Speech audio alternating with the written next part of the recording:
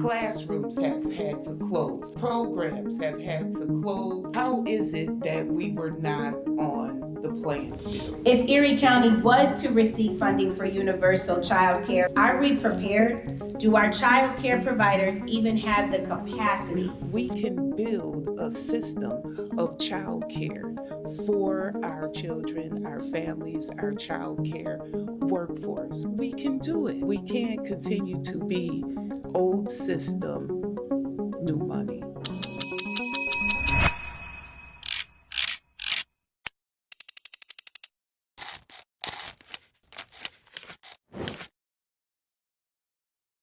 And as I serve as the Senate's new chair of Economic Development and Commerce, I have a great interest in what child care and access to it will do for at least the local economy in my district, as well as the state of New York.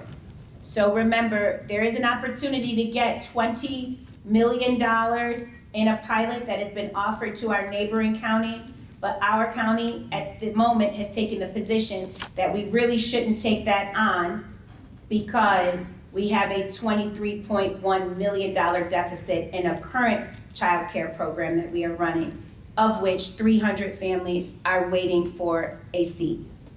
If Erie County was to receive funding for universal child care from this pilot program, are we prepared? Do our child care providers even have the capacity to be able to open up their doors for another 1,000 families for a limited amount of time? Because again, this is a pilot. So sometimes pilots get extended. Sometimes you got people like Assemblymember Rivera who beat the ground for his district and go back and say, give me a round 2 of that pilot. Or, maybe the pilot runs out, then what do we do with those families? So we really want to understand the capacity of our child care providers. Responsible governing requires that we ask these questions directly and work collaboratively towards solutions. There is a viable path to bring new resources to Erie County families, and we need to seriously explore it. And that's why we have gathered you here today to answer these 3 questions, but to also give you the floor amongst your colleagues in the space of professional child care providers to talk about any other things that are on your mind or heart when it comes to advocating at a state level. We're curious to see, directly from folks that are affected in this industry, in confirming what a suspicion that I have, and I want to speak to the senator, that Erie County is ready to handle this sort of thing. So I'm interested to see if one, we all probably acknowledge that the need is there, but I'm curious to see what your take is if we're really ready to take this on. So. Thank you, Assemblymember. Question number 1, what would universal child care do for Erie County's economy? Free access to child care for every family, regardless of your income. Number 2, does the CCAP deficit, the $23.1 million, prohibit Erie County from participating in the pilot program? And question number 3, if Erie County was to receive free universal child care from this pilot program that is being offered by the governor, $20 million to a county, the county puts up $2 million, and then it creates about 1,000 seats until that money runs out. Are we prepared? Do our local child care providers have the capacity to provide another 1,000 families with seats?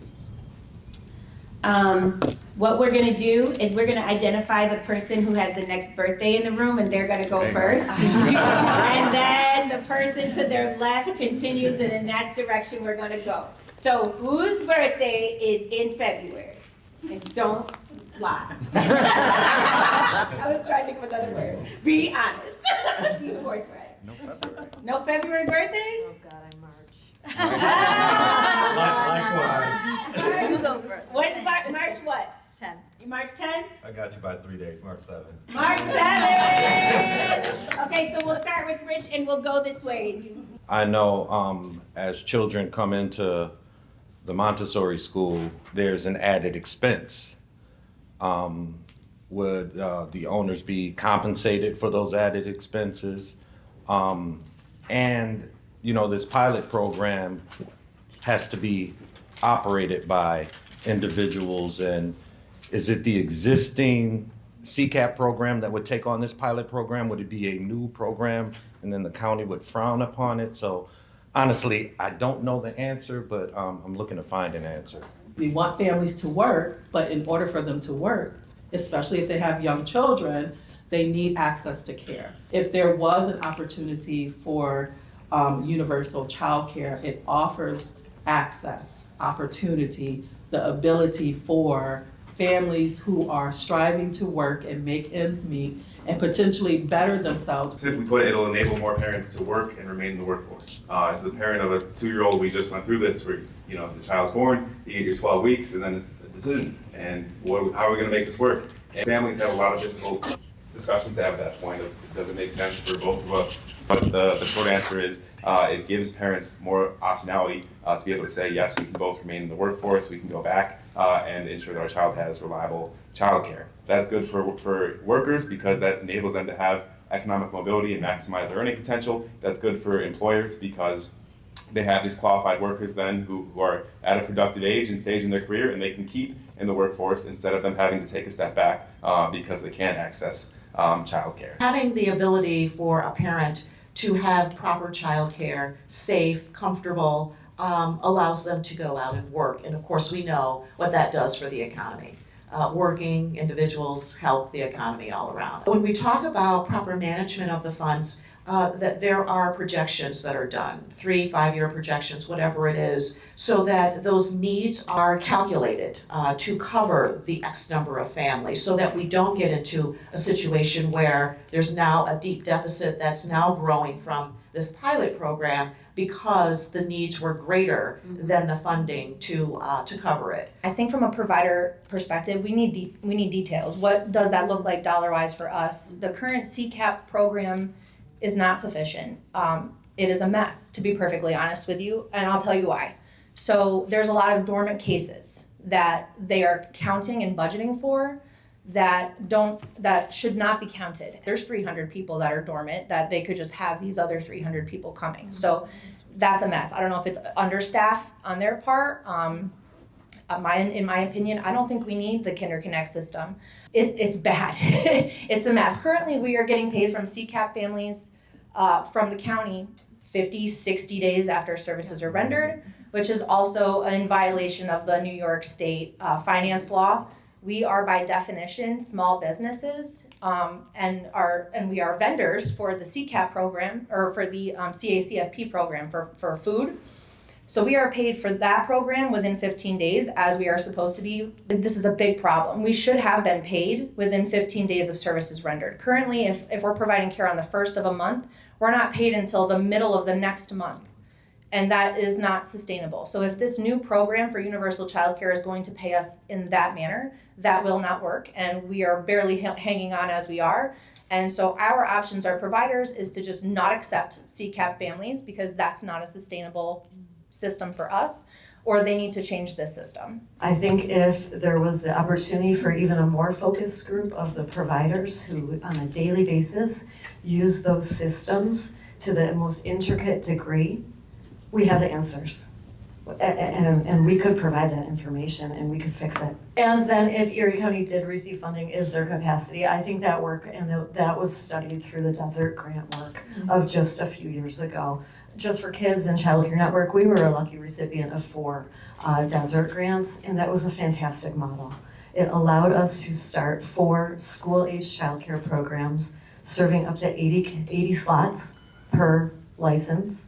It has a sustainability that to this day we are thriving with that because of the efforts administratively that went into allowing the providers to do the work for startup.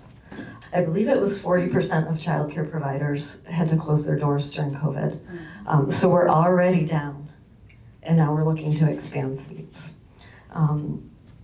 So the need to build capacity, it needs to be a true business opportunity. Whether they're for-profit or nonprofit, it can't be at a detrimental risk to the entity itself. We can't go out on a limb knowing we won't get paid, knowing the reimbursement rate is less than the literal cost to operate.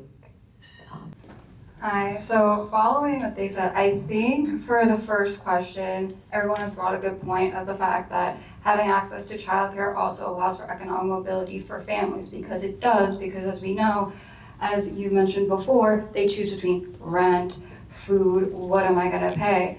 I can say from experience as a case manager, I've had families who've had littles who are just have chosen not to go to work because if they go to work, they lose their housing assistance, they lose their food stamps, and to them, that doesn't justify the ends.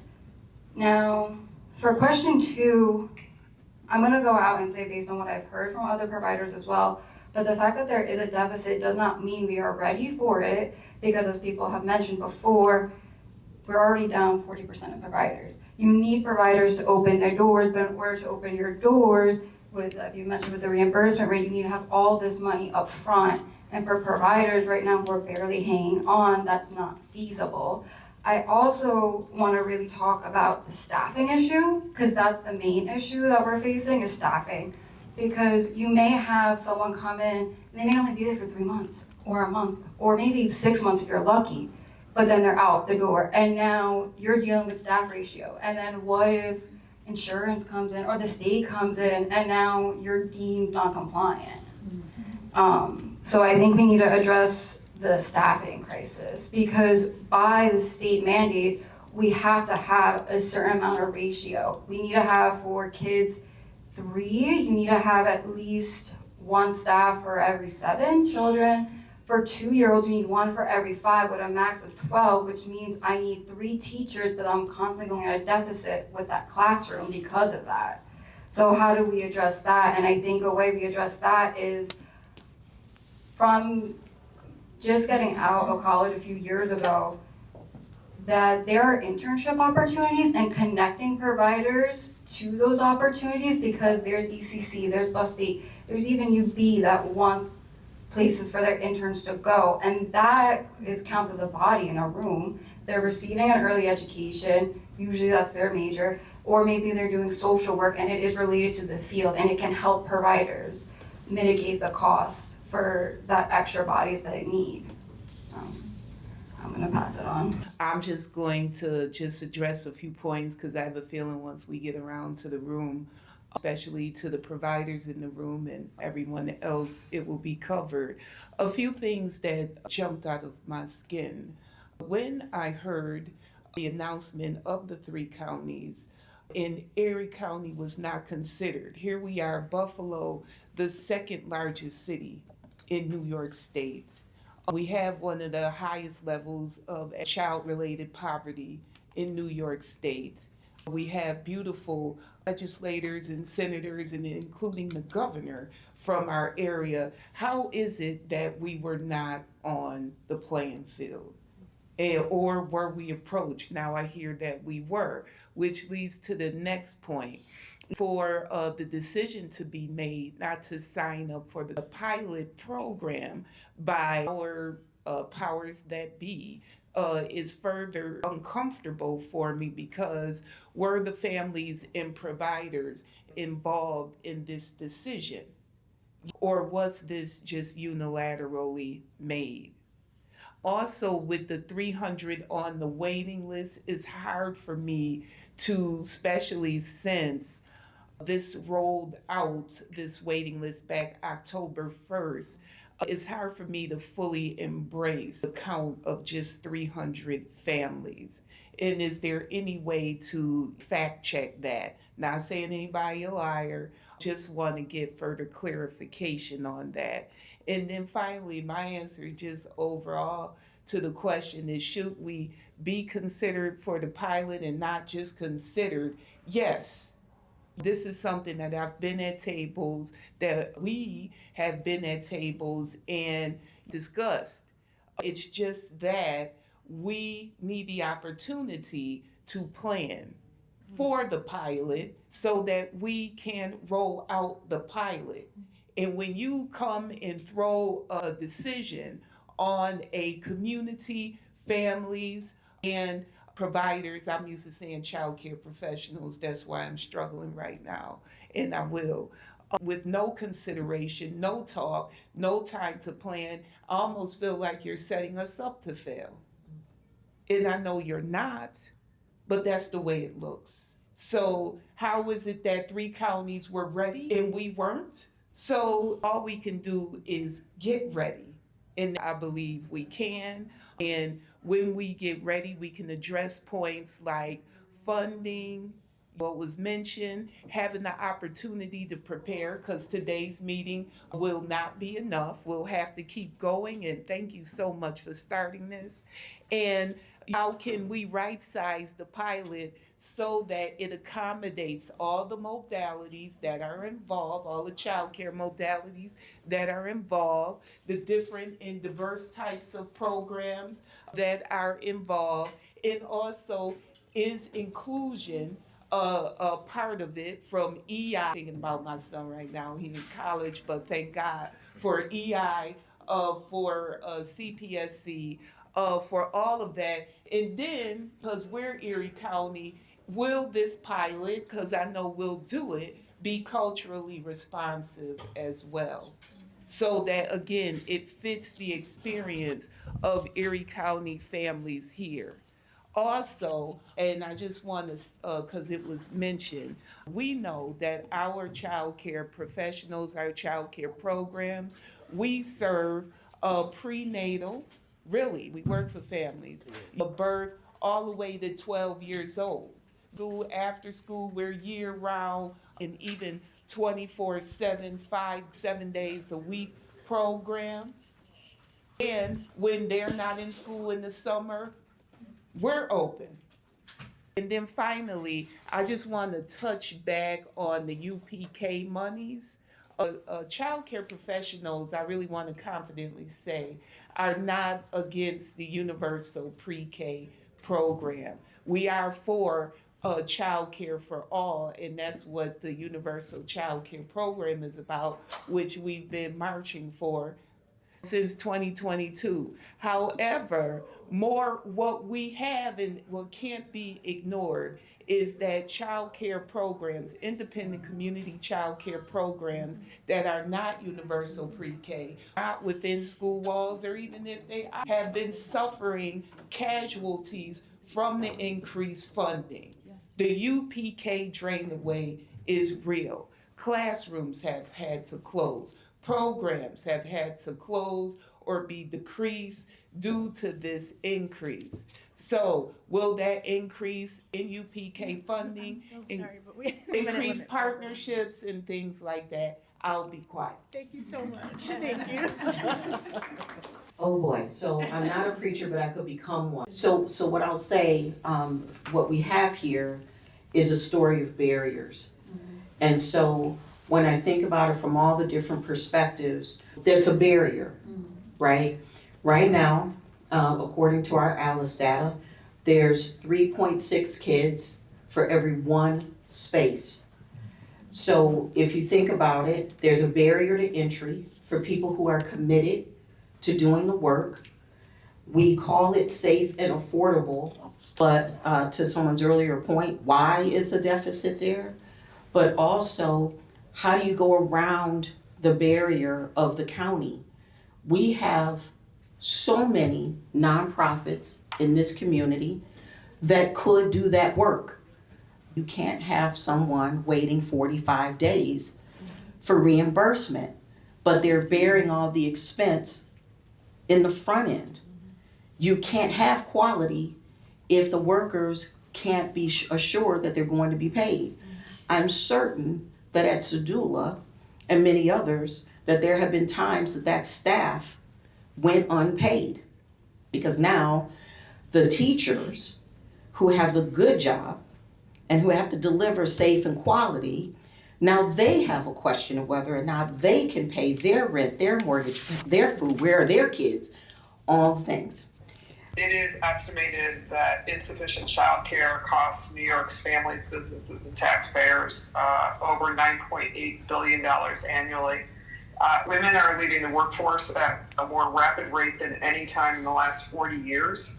Just since January, 212,000 women in the U.S. have stopped working most significantly in our Black and brown populations, while at the same time 44,000 men have entered. So we know that the system and childcare as part of it makes it impossible for too many mothers to work and care for families. So significant, without childcare, they're not working when children are in school, they are able to work.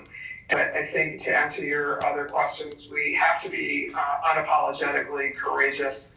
We are short-sighted in New York to not look at investing now, given the studies that show that early childhood education delivers a 4 to 9 times return on investment per dollar. We did a survey of all New York State families with children and found that 40% of parents had to give up paid work because of childcare issues, and the vast majority of that was just the high cost of childcare and the complete unavailability of childcare. Our study showed a return on investment of childcare dollars of $1.87 for every dollar spent, so almost $2 return for every dollar spent. That's very conservative, which is good economic development. So I think that's the easiest question to answer is childcare good economic development? Yes, it is. It's the workforce behind the workforce.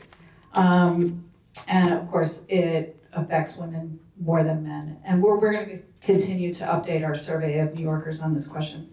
I want to just talk about NYSAC, New York State Association of Counties. I went to their legislative conference last February, and the stories were very scary. In certain counties, like Onondaga County, they had spent $6.5 million in building a county childcare facility, and they never opened it because they could find 0 people to staff it. Some childcare providers, they can't open their classrooms, you all know this, because they can't find staff to staff it. And when we talk about how there could be a deficit, we have to remember, one of the things I want to make sure we say is that we do have a governor that put in money for the first time over years of no investment in childcare. I want to make sure we recognize that there's been a 40% increase over the last couple of years in childcare. The system is broken. I agree. We absolutely know that. But I also want to make sure we recognize when we do put in the increases in enhancement, it costs. I think capacity is an issue because I will tell you as a Head Start program, we pay 90% of what the Buffalo School District pays, and we still cannot get staff. With full benefits, with everything else, the schools have closed their programs, so people are not coming out with the degrees that we are needed based on OCFS regulation. So do I think that we have the capacity?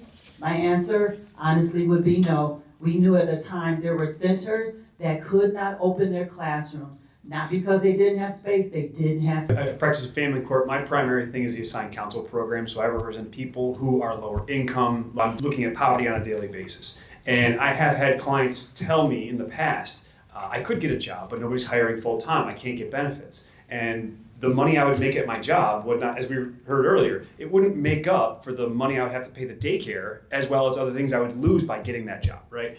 And so I think, number one, this would be transformative for Western New York. We've heard about the childhood poverty around here. That's one of the highest rates in the state. And I have 2 children under the age of 4. Our first daycare couldn't keep staff. They did not pay enough, and we heard it from some of the teachers. They're not supposed to tell you that thing when you're a parent, but they would let slip that I'm going to go work somewhere else because I just can't keep my lights on at home. It's just not paying them enough. And so they have empty rooms at a lot of these places. They just don't have enough people to work them. We've been hearing that. So I would 100% agree that this program should be going to putting people in those places to work with our children. And then are we prepared in Erie County? I think Ms. Vanetta put it perfectly. I don't think these other 3 counties are any more perfectly situated than we are. The reason why the assembly member and I are here is because we are a checks and balance system of the governor's proposal, and so we appreciate the county's caution, and we respect that the county will actually have to do the implementation. And so what the county executive has flagged is of high importance to us. We just did not want to have only his voice at the table. We wanted to have experts here as well. On the point of how it would work is because the pilot is 20 million with a 10% share of the county executive would need the county legislature's approval to probably use 2 million of fund balance in order to put up the 2 million to get the 20 million to implement the program. If we get to a place where we can figure out, and as the deputy mayor said, we need more people in the room who actually punch the numbers to see if the pilot is feasible, or perhaps because of capacity reasons it's not, or perhaps it just needs to be reworked and shifted and we need wages to be addressed and maybe fewer families to get the pilot for a couple of years. We don't know. We just didn't want the sole answer to be from one elected representative. We want to hear from the people and represent your interest. Okay. And I'll see the response. The demographic of families having kids now has changed. What my mother was able to do for my 18-year-old, she can't do now for my 2-year-old. So my need looks different. I can't access governmental assistance. I need childcare, so I use a family home-based childcare program.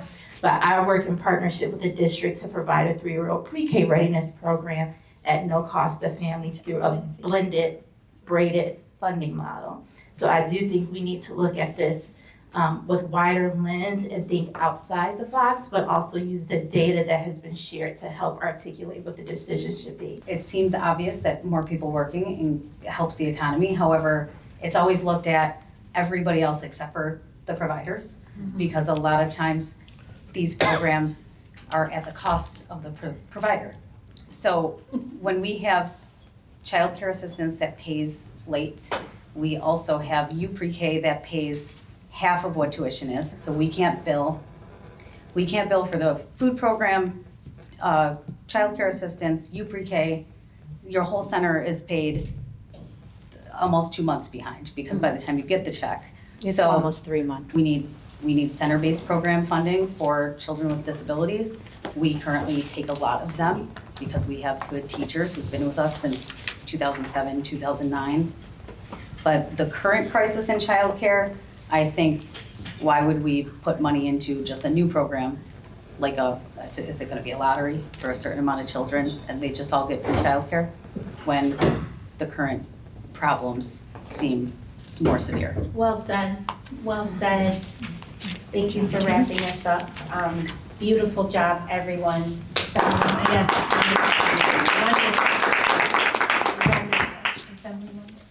Well, thank you for all of this. The senator and I found out about the county's apprehension to pursuing this, kind of the same way everyone else did, and it's easy to believe there wasn't much conversation when that decision came about. I mean, no one here has said so far that the county had communicated to them that this was something they were considering. So there's something to be said about, having a conversation before decisions are being made. I'd say that it's undeniable that there's a need, that we have to pursue whatever we can to address that need. I'm a believer that the county is in fantastic financial position. We've talked a lot about the deficit on the program, but also big picture, the county is a $2.2 billion budget, and it is also runs multi-million-dollar surpluses every year. 26 million last year. So it's, this conversation around the deficit is a real conversation. It means more to me that service providers are made whole. That means way more to me than whatever the holdup could be at the county. I guess I would say that, I think that, as a region, like I said before, the need is undeniable. And, we need to pursue every avenue we can to address this need. And, by not being open to pursuing this means that we're not then part of the conversation of how it would look. So, the biggest takeaway I have is, I guess, from this conversation is in part what Deputy Mayor and former Deputy County Executive Maria White said, that, to pursue anything without tackling wages first would be kind of foolish. But at the same time, we can't pursue it if we're not in the game. So I would say that in an ideal world, we would continue to have this conversation, continue to pursue this, but having a hand on the steering wheel of how it looks in the end. How it's operationalized, what it looks like, how many slots, what people are being paid. If we don't pursue that, then things aren't going to change. So I'm hopeful that more conversations are going to be had. And certainly can say that the center and I are going to continue to advocate for it. But I'm hopeful that if we can continue to make it clear how serious the need is and how immediate it can be, sort of how immediate the money can be used, then I'm hopeful that we can see a change. Yeah, I thank you, Assembly Member. Thank you for your fight. I grew up in an either-or world and family, and when I first started my family, it's shifting now because of opportunities that have been provided for me to have upward mobility because of people like yourselves in this room. I started my life out, I started motherhood out very either-or. So like you spoke about, Sister, rent or car note, food or rent, childcare or work. And now that I have certain privileges in my life, I'm not going to be a legislator that fights either or. I heard that there are a lot of things to tackle here, and with a partnership with the Assembly Member, I'm ready to go back to Albany and not say either or. I'm ready to tackle them all. We have to address Senator Brisport's bill that calls for higher wages for childcare workers. We have to address this deficit with CCAP. We have to look at the process of CCAP, and I have to have a conversation with the OCF and figure out what the nuances is when it comes to payouts for childcare facilities and how they are counting seats, because there are conflicting responses that have come from two constituents and professional childcare providers back home, and get that level of understanding. But in addition to that, as Mr. Bojack said, Monroe County, as Dr. Cannon said, may very well have a different formula and equation to be better prepared to receive these type of opportunities. But I can't imagine that there are not other counties across Erie County that don't also have CCAP deficits. So the fight is fight for the deficit that is owed to CCAP, and also perhaps maybe fight for the pilot. But maybe the pilot doesn't look the way that it's currently being presented to us. Maybe those in Erie County who are fighting for a pilot is not fighting for $20 million just to open up a bunch of seats for capacity that we may not be able to fulfill. Maybe, like the Deputy Mayor said, it's a smaller pool, and we have more definitive information so that we can bring more qualified people to the table to give us the facts, so that what we are implementing is not a false promise or exasperating the issue, but also addressing the issue and making lives safer for more families. So I wasn't able to have that fight in an educated way before today, but now that I've sat down with you experts and I've gotten a little bit of clarity and understanding, I've got a list here, just like Miss Frazier from Nanny's Nook Daycare on Jefferson Avenue. I was able to summarize it into 15 points and 15 takeaways that I'm gonna go back to Albany this coming Monday and lay on the table. I believe that we can do something. It doesn't have to be either or. All the fights have to be fought, and I believe that they will be fought with the people in this room. So thank you all so much for attending today. This has been beneficial to not just me and the Assembly Member, but the residents of Erie County. Thank you, guys. Thank you. We never want to be in a position where we set ourselves up to give false hope. You don't want to roll out a program and have a bunch of families thinking, I finally solved this issue when it comes to providing for my family, which is childcare. I feel all the more informed and all the more confident in the thought that I had coming into it, which was there is a real need, and we should, we have the responsibility to do it, whatever we can to address it. This is a complex problem. Nobody is going to have all the answers. They're not supposed to. And so we need to have rooms and spaces such as this to talk to each other in a frank way based on real data, not just feelings. It's an important conversation. Our children deserve for us to have this conversation, and we just have to decide that we're going to change the existing way. We're choosing, right, to stay in the same sort of system, trying to make change with the same barriers. We can decide that we're going to lift the hood up on this thing and say nothing is untouchable, that everything is open for discussion. And if you do that, and then you have all these really smart people around the table, there's an answer in there somewhere. It is. We're just not asking the right questions, or we're confining ourselves to the wrong room. Today's meeting was very informative. For one, I learned a lot about the UPK. I learned a lot about some of the dynamics behind why we have a deficit with our child care assistance program. Really, it gave me a lot of good information that I can take back to my other constituents as well as families and just offer a space of hope for them. I'm a trailblazer for education reform, and this was a really phenomenal meeting, really touching at some of the roots that is needed for education reform, and it's really multifaceted. So there's not just one area that needs to be reformed. It's an overall component that needs to be reformed to help our families. Time is right, especially for Erie County, for us to not just talk about these issues, but planning and preparing.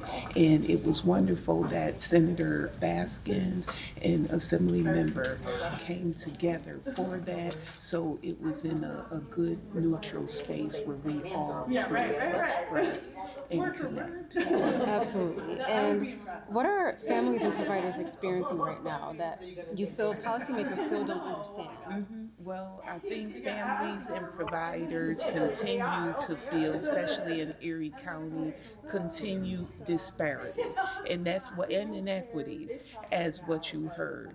Families, regardless of a waiting list, that is such a misnomer, meaning that there's a saturation in a positive way. Families are on the waiting list because there's a lack of access to child care. Child care providers, if there's a lack of access, that means there's a difficulty in being able to, and barrier to enroll. And then going hand in hand with that is the staffing is not there because you have a workforce, which I was a part of. I was a child care director for many years, teacher assistant, all that, that continue to be paid at or just above minimum wage. And here we are, child care educators, doing equitable work and getting paid at this level and thinking it's a compliment year after year after year. Well, if we increase minimum wage, that's a raise in wages. No, it's not. That is an insult to our profession because we are indeed professionals. Like it was mentioned before, this is essential work. We are the workforce. They say that childcare is the workforce under the workforce. We're not just under, we're beside, we're around the top, all of that. Absolutely. And what do you feel about the reasons the county has given for opting out of this program? Well, that's what was quite surprising and astounding to me, that such a decision would be made without the consultation of families, without the consultation of child care professionals and providers. To me, that was a deficit mindset decision. We're turning around, turning away an opportunity to have more funding and support more children and families who need it, and the child care workforce who need it, because we are in a deficit. And how did that deficit come about? Excuse me? When did you find out about I just found, the deficit in October 1st when the Department of Social Services had released a letter to child care providers that the child care assistance program would move to waiting lists because there's already parents who are on roster. So therefore, they would not be able to continue to offer. What brought about this deficit? What could we do about it? What additional or other opportunities are available? Yeah. Or what additional funding can be secured so that families can continue to be enrolled?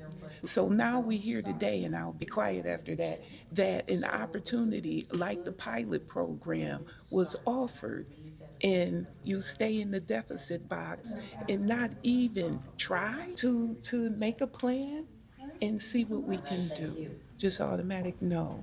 And if this program were to be implemented, besides the data and the metrics, what are you really hoping this will mean for Erie County? Well, me as a part of Western New York Childcare Action Team, but also currently our organization is a member of Empire State Campaign for Childcare, and for the last 5 years have been fighting for universal childcare, which is different from universal pre-K. We hope that this will bring us closer to a universal child care model where child care is a human right and a civil right. So therefore all families can receive, like they do with elementary and secondary, can receive early care and early education. So that's all, and not have to worry about, even when I was a child care director, I could barely afford child care. So I could go to work and so I can live and pay my rent. Universal child care is where we want to get, but where are we right now?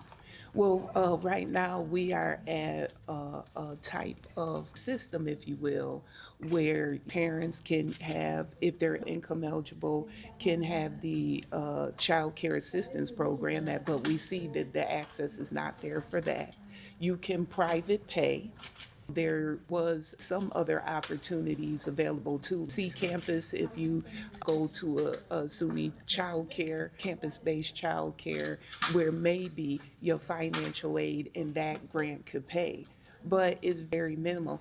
And then the final rule before everything happened with the current Trump administration, the Office of Child Care had released something called the final rule, which New York State Office of Children and Family Services has 2 years to bring about, where families and child care providers can now base their cost of care on enrollment instead of absences and instead of attendance. So, because that's the way it is now. Child care providers will receive their reimbursements based on when the child is actually in the seat versus when, and not be paid for when they're absent. Now 80 days, because of the pandemic, 80 days of absence can be covered.